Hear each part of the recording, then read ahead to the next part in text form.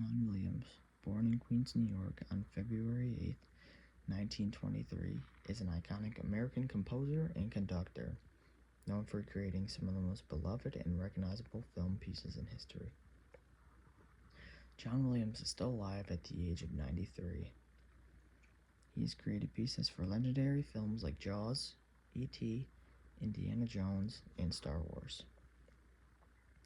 He has won several different awards, including 5 Oscars. The music he created is a huge reason why these movies are so iconic. The Jaws main theme song that is so iconic, he created that.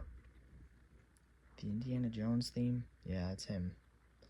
Darth Vader's iconic Imperial March, yeah, that's him again. He's created so many iconic pieces, and these pieces make these iconic movies even better. The piece I am choosing is John Williams' iconic piece titled The Imperial March. This piece is also titled as Darth Vader's theme because it is the music that is played when he enters different scenes. This piece is a recurring musical theme in multiple Star Wars movies. The first time it debuted in a Star Wars film was in the second film of the original trilogy, which was called The Empire Strikes Back. The Empire Strikes Back was released in 1980.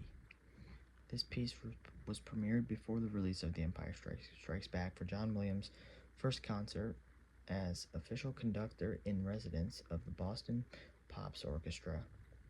The Imperial March has become one of the most famous and recognizable themes in film music history. It captures the evil of the Empire and Darth Vader perfectly. The Imperial March by John Williams has very strong examples of instrumentation, melody, rhythm, and harmony. Throughout this piece, we hear many different instruments being played. These instruments include trumpets, trombones, violins, flutes, clarinets, and drums. The melody of the Imperial March is very powerful and it is very recognizable. The use of the brass instruments, which are trumpets and trombones, make it sound very powerful. This shows the true and utter evilness of Darth Vader. The rhythm has an important impact on the piece. The rhythm has a strong and steady beat, making it the foundation of the rhythm. There is an emphasis on the downbeats. This also contributes to the march feel. The rhythm is slow with powerful steps with an unsettling feeling below.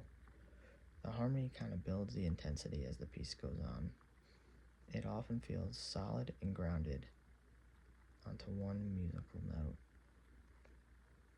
The Imperial March by John Williams is in many ways an example of a 1970 to 1980, 1990s film score. It utilizes the power of the orchestra and shows clear and memorable thematic material. This piece directly supports the movie The Empire Strikes Back. It perfectly represents Darth Vader in the evil empire. This piece didn't really have any new styles for the period, but it perfectly fit this film, and it fit perfectly to be the theme for the greatest villain of all time, Darth Vader.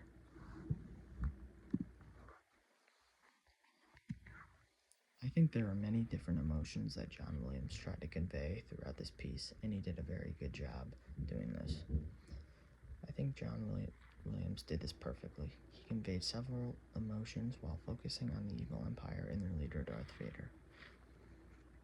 There are examples of evil being conveyed throughout this piece. He immediately establishes a sense of darkness and evil. The dissonance creates a feeling that something is wrong or there is something weird going on.